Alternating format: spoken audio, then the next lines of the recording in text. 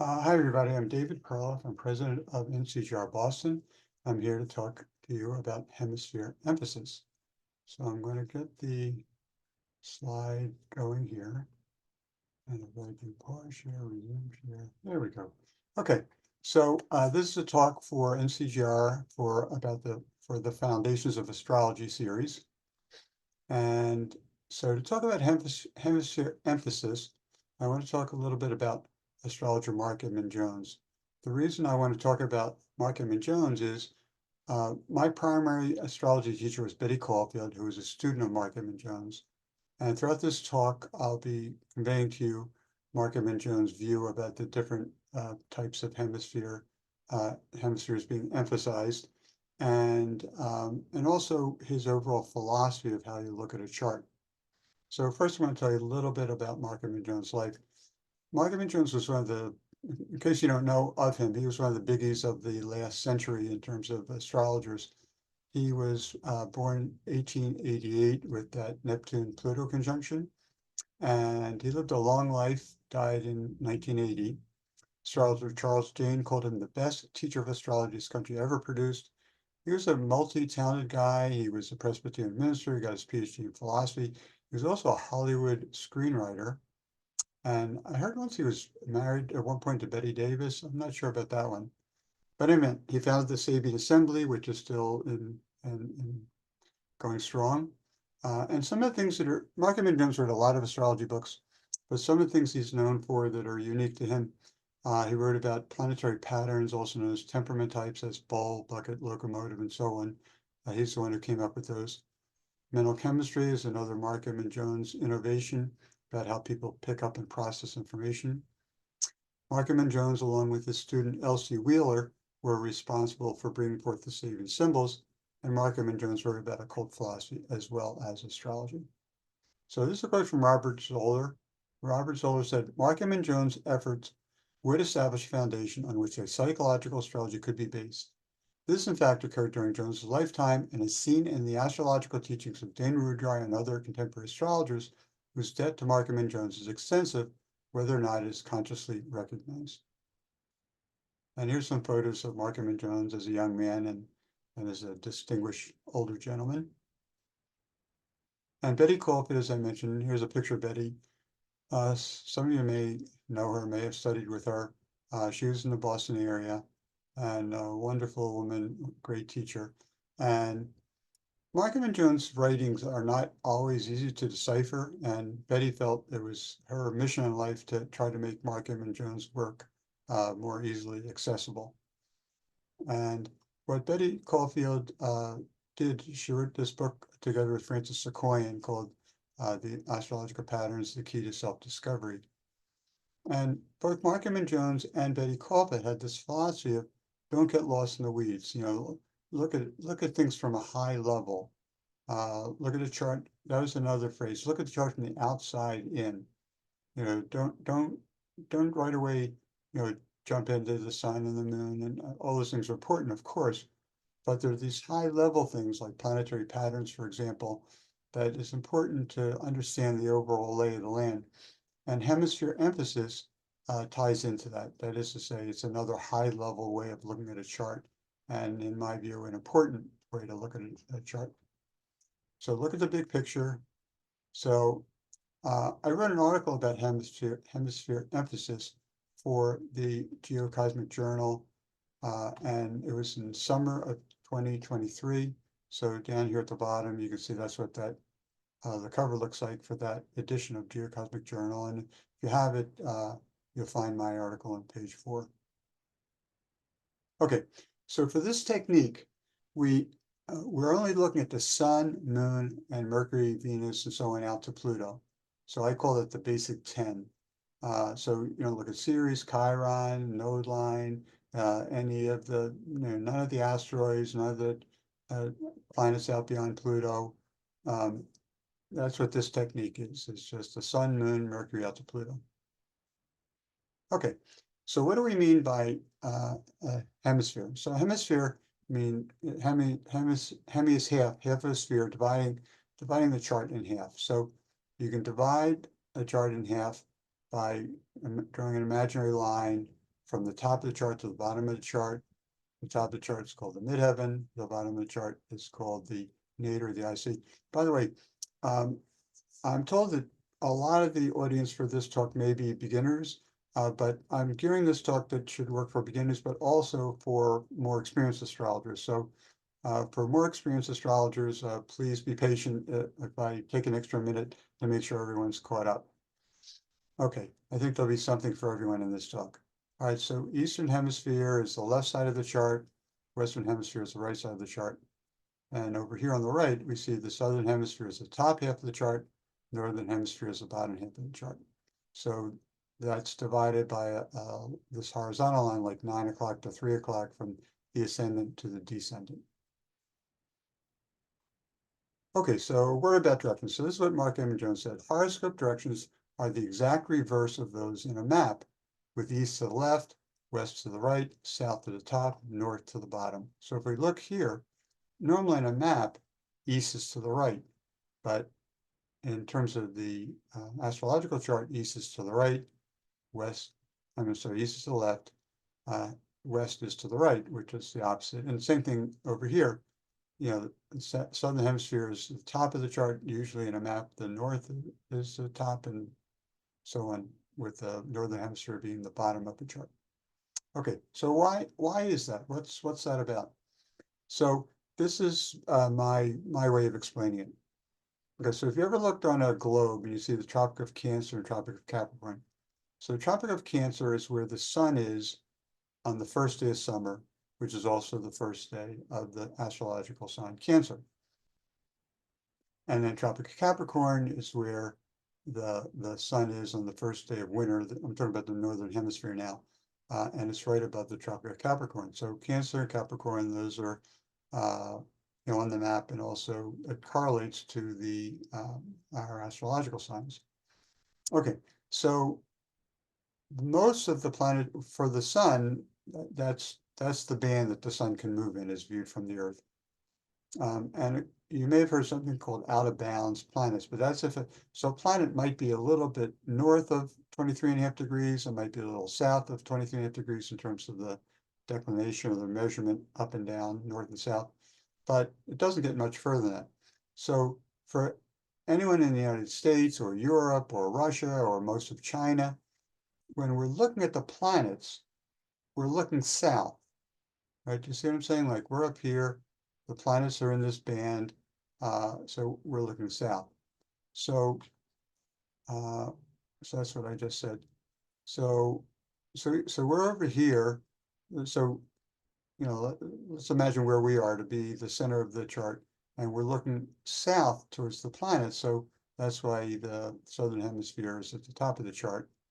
And when you're looking south, sun rises to the east. So imagine that we're, I live in the Boston area. So say someone here is looking south, facing south, then your left hand is going to be pointing east. And that's what happens here. So that, the left is the east, the right is the west. So anyway, it's confusing compared to a map, but that's the way it is in the astrology world. Okay, so we're going to start out with the hemisphere emphasis, looking at the east. So I say the hemisphere emphasis for the Eastern Hemisphere emphasis is of the nature of Aries and the ascendant. So those with an Eastern Hemisphere emphasis tend to be self-starters, able to forge their own identity in the world. So here's what Mark Emmett Jones said. This is the position of major freedom in pure self-expression. If all planets are in the east, now he says all planets, but even if you have a majority of planets in the east, but especially if you have all the planets, it indicates a horoscope in which a native's destiny rests entirely in his own hands. So this is the old days when, people, you use his to refer to human beings, but, you can read it as his or her or their own hands, with a consequent tendency towards self-realization. So the example that Mark Emmett Jones gives, one example gives is Benjamin Disraeli. Disraeli was a British politician, statesman, conservative politician, and he twice served as Prime Minister of the United Kingdom. And here's his chart. And so And so 5:30 a.m. Now, one thing that's important to say that it's, you need a time chart for this. I mean, you can try this technique with a solar chart, uh, but that's, kind of beyond the scope of this talk. But, you know, with a time chart, that's mainly what we're talking about. And based on his time of birth, 8 planets on this side, 2 planets on this side. And so here's some things that Michael McDermott said. Disraeli's a self-seeker, self-aggrandizement, skill in commandeering what he wanted, and in bringing it to bear usefully in meeting his needs. There was a biography, I came across this about Disraeli. His whole being was that of an actor. He proved to be a superb orator. So, like the first house, the ascendant, projecting yourself outward. He was a novelist, and Disraeli actually made his novels come true. There's a quote from Disraeli: "Man is not the creature of circumstances, circumstances are the creatures of men." So the idea of a creature of circumstances, that'll be much more, we'll see that in a minute, more like the Western Hemisphere. So this quote really fits, his view of the world really fits the fact that he has this Eastern Hemisphere emphasis and is, with that, was much better able to create his own reality. All right, so here's a fun coincidence. Bear with me because the astrology will tie in. All right, there was, some of you may know of the rock group Cream, was in the 60s. It was said to be the first supergroup. Eric Clapton, Jack Bruce, Ginger Baker. Their second album was called Disraeli Gears. So Disraeli, like this, the same name, the same person we've been talking about. Well, so that's what the cover looked like. And on this album, some of you might know the song "Sunshine of Your Love." It's, one of the rock classics that was on this album. Okay, so how did the album title come about? So I read this. In the 1960s, the must-own racing bike was equipped with derailleur gears. Eric Clapton seems to have had a yearning for such a bicycle. While driving around London discussing the matter with Ginger Baker one day, up piped Mick Turner, the band's roadie, to say, "Has it got them Disraeli gears?" Everyone fell about laughing, and the band decided to name their album as just that. So this is the cover of Disraeli Gears. Okay, so fun story. What does this have to do with astrology? Well, there's a theory in astrology, and there have been some talks about this. I haven't given a talk like this, but there have been a number of astrologers who have given talks about how a person's chart lives on after they die. So here's Disraeli's chart. And so I found the date that that album was released. And so, so the inner wheel, for those of you who aren't familiar, this is called a bi-wheel. The inner wheel is a Benjamin Disraeli chart, and the outer wheel is when the the album was released, November 2nd, 1967. Okay, so there's actually quite a few tie-ins between this album coming out and Disraeli's chart. But I'll say that Disraeli probably was a quite well-known figure in England. Probably the school students, in English history would know a lot about him, but probably worldwide, he was certainly less well-known. Well, this chart has when you superimpose the two charts, there's a Venus-Pluto conjunction right at Disraeli's midheaven, and Neptune takes a long time to go around, 160 plus years. Well, it was very close to his Neptune return. And the Mercury of this chart is exactly trine Disraeli's Pluto, a lot of things. But in any event, and just coincidentally, that all this stuff really lights up the eastern side of Disraeli's chart. Okay, so now another example. This is from the Performing Arts, and it is Taylor Swift. Now, I'll point out here, over here it says rating DD. This is what's called the Rodden rating, and it's a way of rating like how reliable charts are. And I think there's a couple charts around for Taylor Swift, and maybe it's all been resolved by now, but the last I knew, this chart had a rating of DD, but I think it really works for her. Pluto in the 10th house, she's a powerhouse. Mercury right by the ascendant. When Taylor Swift talks, people listen. So anyway, based on this chart, Taylor Swift has 8 planets on the left side, 8 planets on the east, only 2 on the west. And so Taylor Swift, tends to be a self-starter, able to kind of realize her dreams, make her reality a reality. And there's a great quote from Taylor Swift I think fits with this. If they don't like you for being yourself, be yourself even more. So that really fits with this strong Eastern emphasis in her chart. Okay, so now we'll move on to the Western Hemisphere. So the Western Hemisphere is the right side of the chart. And so that's over here.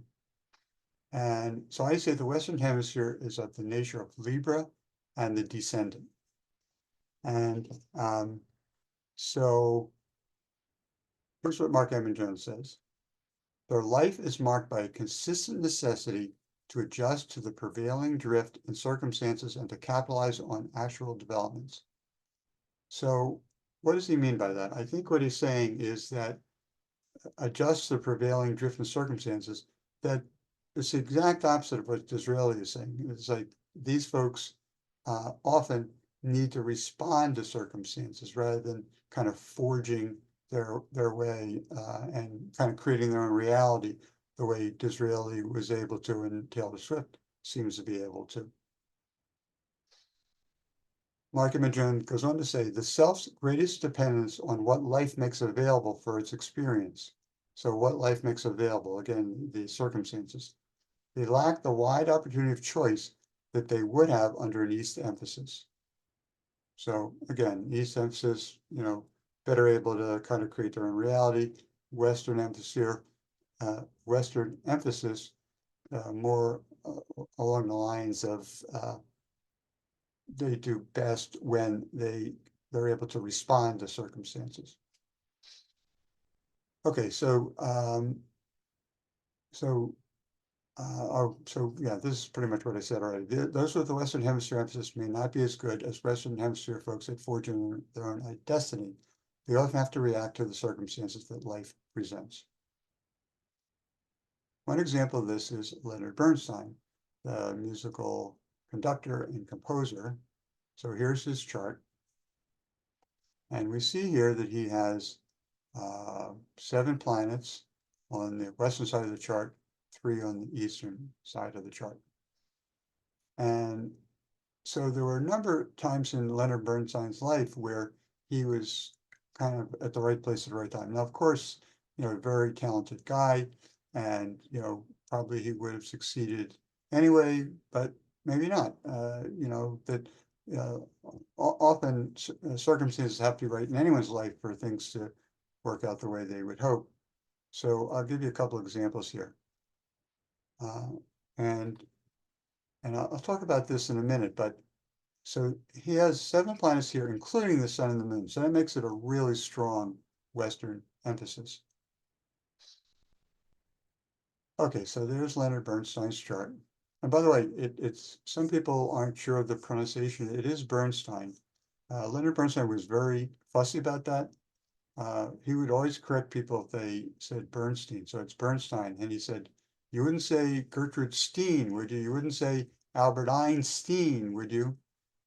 So I have a talk about Leonard Bernstein in West Side Story, and there I have a picture of Leonard Bernstein at a Steinway piano. So anyway, that's a visual clue to remember that it's Stein, Bernstein like Steinway piano. Okay, so what happened in Leonard Bernstein's life that might be relevant for all this? Well, World War II happened. So Leonard Bernstein was born in 1918. So by the time World War II came around, he was prime military age. And he reported for his military medical examination, and doctor disqualified him from service due to chronic asthma. So that was the first circumstance that enabled him to be at the right place at the right time, which we'll see in a minute. In 1943, he became very young, as a very young man, he became the assistant conductor of the New York Philharmonic Symphony Orchestra. That was certainly, a big deal, still is, of course. So then November 14th, 1943, Bernstein's big break. So what happened was there was a concert coming up, and Bruno Walter was the director of the New York Philharmonic, and he became ill, unexpectedly, like day of the performance, he became ill, and they contacted Leonard Bernstein and said, "You've got to take over." Well, he showed up.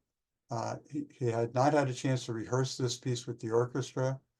This 25-year-old guy, uh, thrown in this very difficult situation. Well, he passed the test. It was a rousing success. Oh, now I often say that astrologers get really excited when we see a date, and when we see a date and time, we get really excited. So, so we know exactly when this concert took place. And in that Leonard Bernstein talk, I mentioned that the chart for this ties in really strongly to Leonard Bernstein's chart. But anyway, that's beyond the scope of this talk. So, anyway, when he conducted the orchestra, it became front page news in the New York Times. Young aide leads the Philharmonic. So it doesn't say Leonard Bernstein because no one knew who he was. He was an unknown at that point. Young aide steps in. So the name that's mentioned is the normal conductor who wasn't able to be there because he was ill. But anyway, he stepped in. It was a big success, and they. This is actually an album cover of that recording, and on the album cover they have the New York Times article about him stepping in and how successful he was. Okay, so there's Leonard Bernstein with these planets on the west. All right, now we're going to move over to an example in the world of politics.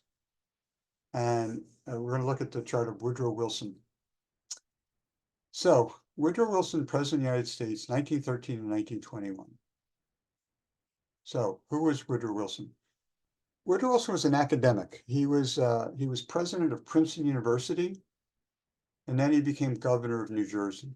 But he was on the national scene, he was a relatively unknown quantity.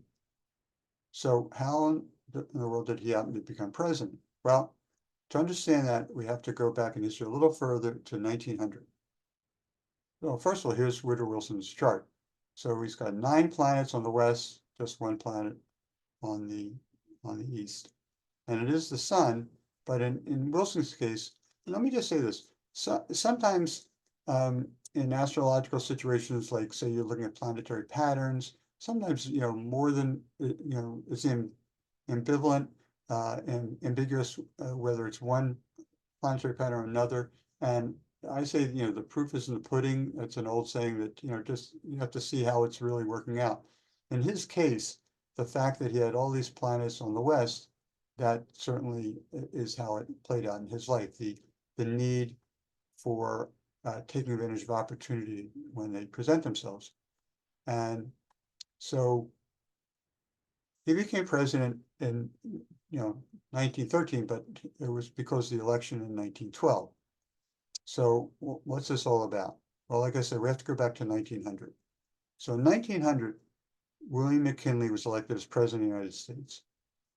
Unfortunately, not that long after he became president, he was assassinated. A lot of you have probably heard of his vice president, Teddy Roosevelt. So that's how Teddy Roosevelt became president. He took over early in McKinley's term because he had not been president long when he was shot. And Roosevelt was vice president up until the 1904 election. At that point, Roosevelt decided he wanted to run for president, and he was elected. So that takes us all the way up to 1908. 1908, Roosevelt could have run. Well, at that point, the constitutional amendment limiting president to only 2 terms, that wasn't even in effect yet. That happened with Franklin Delano Roosevelt, later on. So he could have run, certainly could have run for president. And, even with the Roosevelt Amendment, he could have run because he was only elected president once. Okay, so 1908, he decided he wasn't going to run. Who did run was William Howard Taft. Now, Taft and Roosevelt were both Republicans. And William Howard Taft ran in 1908. He was elected in 1908. And that brings us up to the election of 1912. Okay, so what happened there? So Taft was the incumbent president. He fully intended to run for president again.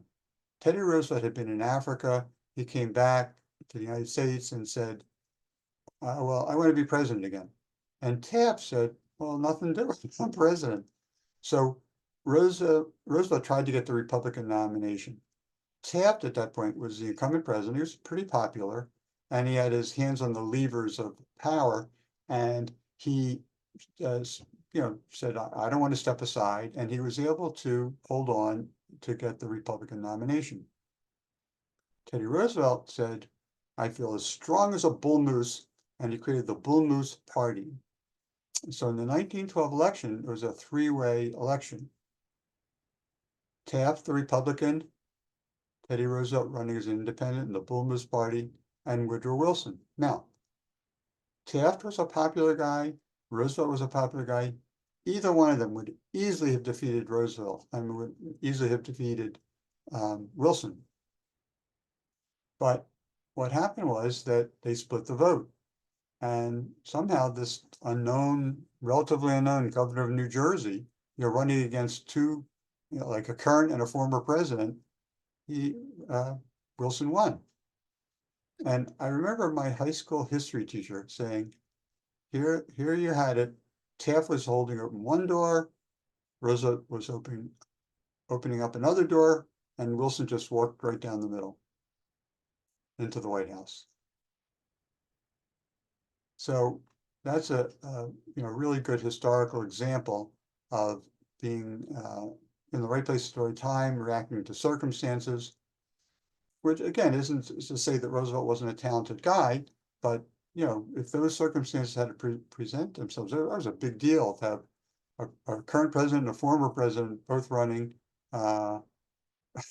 which is what we're headed for right now in this upcoming election, a current president and a former president. But now it doesn't seem like there's any a third party candidate who could step in. But in any event, that's how Wilson became elected. Okay, once he was president, Wilson's dream was the League of Nations. The League of Nations would have been a predecessor to the United Nations. It was a way of bringing all the countries in the world together, and that was his dream. That was his baby, and he really pushed it, and it just did not come about. So, people with a lot of planets on the western side of the chart sometimes have a hard time kind of manifesting their own reality. Remember, Disraeli could do that. Taylor Swift could do that. But Wilson was not able to make his dream, not able to manifest his dream of the League of Nations. And by some accounts, he died a broken man because of that. Okay, now another way of looking at the Western Hemisphere is that they're other oriented. Remember I said in the beginning it's of the nature of Libra and the descent, seventh house. That's right in the middle of the Western Hemisphere. So Sigmund Freud has a Western emphasis. So here's Freud's chart. 9 planets on this side, one on the eastern side, and certainly this other orientation is extremely important for Freud. Now, in his case, it was greatly aided by the fact he has these 3 planets in the 7th house. But in any event, a lot of things that Freud talked about, transference, countertransference, projection, all these psychological, ways of looking at things. Here's a slide about transference. There's another slide about projection. And I love this slide. This is what happens in relationships, but it's all 7th house, it's all western side of the chart, it's all interacting with others, and so that's big emphasis in Freud's chart. The musician Yo-Yo Ma, the cellist, so here's his chart. 9 9 planets on the western side of the chart, only 1 planet on the east, and that planet is the moon, which is, very, very close to, the fourth house. So anyway, without any question, a Western emphasis. And, he's certainly a people person, which is greatly aided in his case by all the seventh house planets and all the Libra planets, but it's made even stronger by this being this Western emphasis. And here's a quote from Yo-Yo Ma. All the things I love about life outside of music have to do with people, and playing the cello allows me to fulfill all those interests through music. All right, so there's a Western emphasis chart. Okay, so now we're going to move on to the other two. First, we're going to look at the Southern Hemisphere emphasis. And so the Southern Hemisphere is the top of the chart. So I say the Southern Hemisphere is of the nature of Capricorn in the midheaven, or sometimes called the MC. Those with the Southern Hemisphere, where the Southern Hemisphere emphasis tend to be more out there, more in the public eye than those with the Northern Hemisphere emphasis. And we'll look at Northern Hemisphere after we look at Southern Hemisphere. So Mark Emmett Jones wrote about Southern emphasis. The native's normal effort is directed to achieving and maintaining his place among his fellows. So it sounds a lot like Capricorn, 10th house, the top of the chart. His acts and attitudes tend to be open, in the public eye. There never is a time when he cannot count on a genuine stimulus to achievement through every contact with the world around him. So again, kind of fitting with that Capricorn 10th house striving to achieve and in the public eye. So one example in the world of science is Albert Einstein. Now here's Einstein's chart, and 8 planets above the horizon, just 2 below. And so it was really relatively unusual for a scientist to be so much in the public eye. And Einstein was a very, very famous figure in his time and since, right? I mean, when now people use the word Einstein kind of interchangeably with genius. Oh, he's an Einstein, she's an Einstein, they're an Einstein. So, so anyway, I think the fact that all these planets, 8 planets above the horizon, is an astrological corollary of his not only striving to achieve, but his being in the public eye. Okay, in the world of music, Leonard Bernstein, we've seen his chart already, of course, 8 planets above the horizon, 2 planets below. And again, similar to Einstein, Einstein for science, Bernstein for classical music, is unusual for someone in the classical musical realm to be so much in the public eye the way Leonard Bernstein was. And, he was prominent as a conductor, as a composer. Okay, so now if we look at the Northern Hemisphere, the lower part of the chart, and what we see there, I say the Northern Hemisphere is of the nature of Cancer in the IC, or the nadir, the bottom half of the chart. So those with the Northern Hemisphere emphasis tend to be more withdrawn, more inner-oriented, less out in the public than those with a Southern Hemisphere emphasis. So I tend not to use any of my clients in talks I give, but I'll just say that I have one client with all the planets below the horizon, and this person is, had a career, retired now, had a career, but really kept to himself. I know someone else who knows this person and said referred to him as a monk. So just kind of a very inward, inner kind of experience of life. Okay, so Mark Emmett Jones wrote of a northern emphasis, one who picks up and collects the materials of experience. Self-containment is most intense, self-intent and inwardness.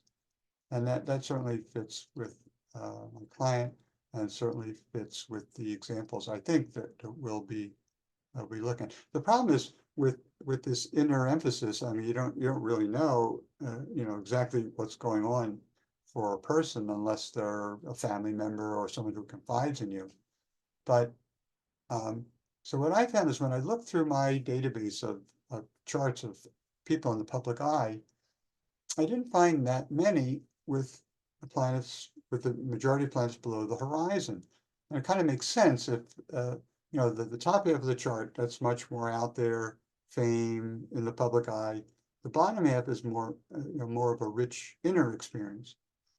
So what I did find was a number of people, a number of writers, poets, artists. So one is the poet Elizabeth Barrett Browning, All the Planets Below the Horizon. The writer Charles Dickens, 8 Planets Below the Horizon. And, writing is in general, a pretty solitary avocation, profession. The mystery writer Agatha Christie, 8 Planets Below the Horizon. The novelist William Faulkner, 8 Planets Below the Horizon. And contemporary writer Salman Rushdie, 9 Planets Below the Horizon.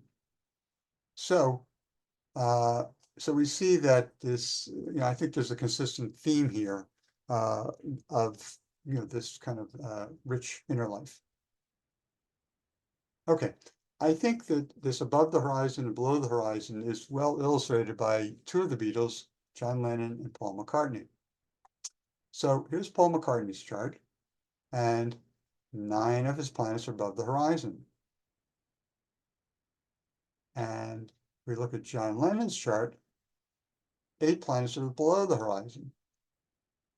So if you look at these 2 charts, you see that, the top emphasis, the bottom emphasis, and, Paul was known as the cute beetle, right? John was known as the smart beetle or the intellectual beetle.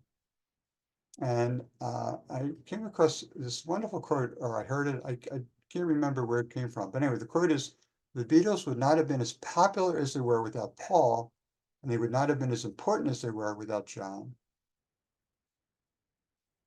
I think that's great, and I think it fits. In other words, between the 2 of them, they've got the inner and outer world covered. Okay, so now the last part of this talk is we're going to look at how the 10 planets can appear. By planets, I mean, astrologers, just for beginners, astrologers use the word planet to refer to the sun, the moon, and Mercury out to Pluto. Of course, we know the sun and moon aren't planets, but it just makes the terminology easier to refer to them as planets. So how the 10 planets can appear. Okay, so one way is there can be a split of 5 and 5. So it always has that up to 10. So one example of someone who has a 5-5 split in all 4 hemispheres is Steve Jobs. So I'll let you look at his chart for just a second, but then I have drew some lines that'll make it easier to see. Okay, so if you draw a line as I did from the top of the chart to the bottom, from 12 o'clock to 6 o'clock, the midheaven to the IC, Steve Jobs has 6 planets on this side, 5 planets on this side, 5 planets on this side. And if you draw a line from 9 o'clock to 3 o'clock, the ascendant, the descendant, 5 planets above the horizon, 5 planets below the horizon. So from that point of view, everything's quite balanced.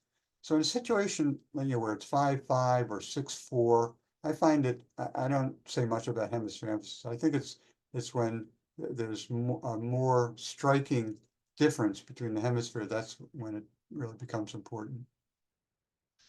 Okay, so make sure to always check both the east, west, and north, south. So in other words, once you get in the habit of looking at the hemisphere emphasis, don't just look top, bottom, also look left, right, because they tell different stories, and they're worth looking at.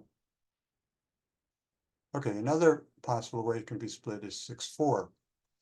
Okay, so one example of 6-4 split is former President Barack Obama. And Barack Obama has, oh no, I'm sorry, it's this way.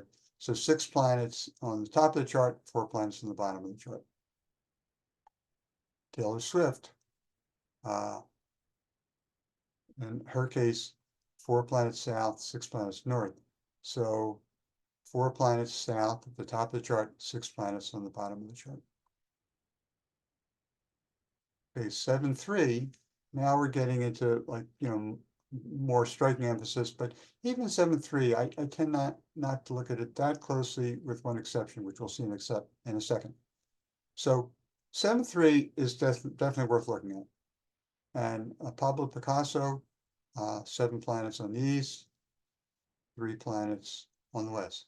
But those 3 planets include the sun and the moon. The sun and the moon are so strong that I wouldn't, if I was Pablo Picasso's, if he were alive and I were his astrologer, I wouldn't make a big deal about hemisphere emphasis because even though there's only 3 planets here, they include the sun and the moon. On the other hand, Leonard Bernstein, 7 planets west, 3 planets east. So he's got 7 planets over here on the west, on the right side, 3 planets to the east. However, he has both the sun and the moon among those 7. So in his case, I think it's definitely worth looking at this hemisphere emphasis idea of the Western Hemisphere being emphasized because it's 7, including the sun and the moon. Okay, so you always want to look at where the sun and the moon are, but especially in a situation like 7-3, a 7-3 split. So it's a different situation between Picasso and Bernstein. As I said, Picasso with the sun and the moon, among the side that has a 3, that makes it a lot stronger, so kind of balances out in a way. But here with Bernstein, his side with the 7 includes the sun and the moon, so without question, the western side, the right side of the chart, is stronger for Leonard Bernstein. Okay, so now we will look at A2. And so Leonard Bernstein, another way of looking at his chart is north and south. So the top half of the chart, the southern half of the chart, he's got 8 planets and then 2 below. So in his case, 8, if the moon is down there, but the sun is up here, so let's just say the sun and the moon sort of balance each other out. So, I mean, I'm not saying it does, sun is really strong in anyone's chart, but 8 planets above the horizon, including the sun, makes the above the horizon, the southern part of the chart, really strong. And, Bernstein was really driven, a public figure. He wanted to achieve, was a kind of a workaholic. Another A2 example that we've seen already is Disraeli, 8 planets on this side of the chart, 2 on that side. So in my world, 8 planets definitely works as something you should pay attention to for hemisphere emphasis. And in this case, it includes the sun. And so Taylor Swift. So we're talking about now, hers, her 8 and 2 is 8 on this side of the chart, 8 on the east, 2 on the west. And we talked about already that how important the east is in terms of, manifesting her own destiny. Okay, now 9-1 is a special case. 9-1 is really unusual. You say, oh, 9-1, of course the 9, the side with the 9, it's got to be really strong. Well, not so fast. So here's an example of a 9-1 chart, Bill Gates. So he's got 9 planets down here, but only 1 planet above the horizon. When you have 1 planet, if you have a hemisphere that only has 1 planet, that's called a singleton by hemisphere. And that's a big deal. Markman Jones says that a singleton by hemisphere dramatizes the essence of the otherwise empty hemisphere. So in a way, the moon almost balances out the whole 9. So, I mean, Bill Gates, I don't know him personally, probably has a rich inner life, but, he's a very public figure. And, you wouldn't think that with a 9-1, that, you think the side with the 9 would win out. But like I said, this idea of a singleton by hemisphere is really important. It really does work. So if by any chance that's not a concept you're aware of, I strongly recommend you pay attention to singleton by hemisphere, because you know, it's it's it's a strong factor, and for a lot of planetary patterns that Markham and Jones talked about, that singleton will also be what's called a planet in high focus, so it would be doubly emphasized. Okay, so we're getting to the end here. So with hemisphere emphasis, I say hemisphere emphasis is easy to spot. It's also easy to overlook. And so if this is something that is not currently in your toolbox, I want to recommend at least consider using it, because it's, as Betty Coffey said and Mark Emmon Jones said, it's really important to get the big picture, to look at the chart from the outside in, don't just dive in and get lost in where Venus is and where Mercury is, and don't lose track of these big picture ways of looking at a chart, and hemisphere emphasis is one of them. So I hope that this idea of Eastern Hemisphere, Western Hemisphere, Southern, Northern, that's something that if it's not currently part of the way you look at charts, I hope you will at least consider doing that, and I hope my talk has been a nudge in that direction. Try it, you'll like it. It really does add something to the chart that you might not spot otherwise. And Markham and Jones has a quote, I don't remember exactly, but something like, the great miracle of astrology is that it will point us to traits that might have otherwise been unused or unappreciated. And I think part of that is, that way of looking at a chart is to just look at the whole chart, get the big picture.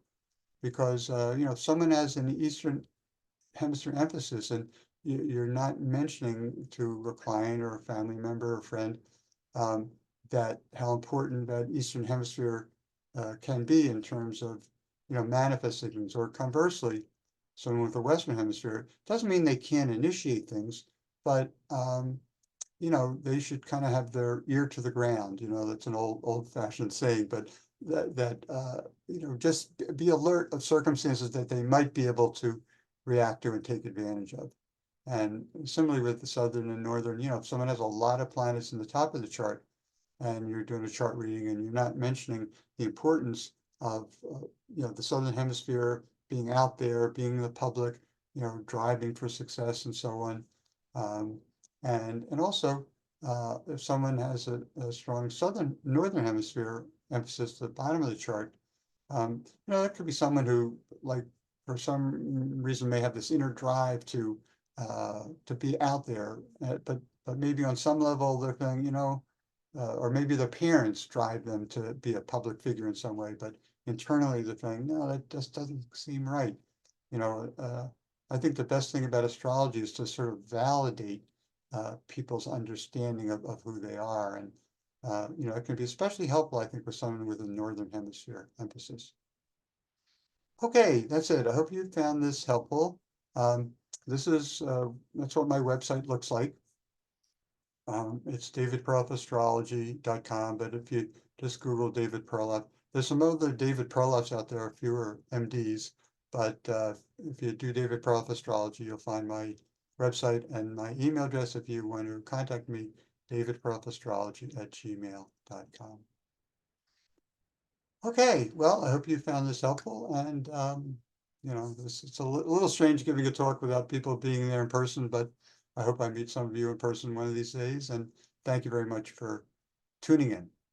All right, bye-bye.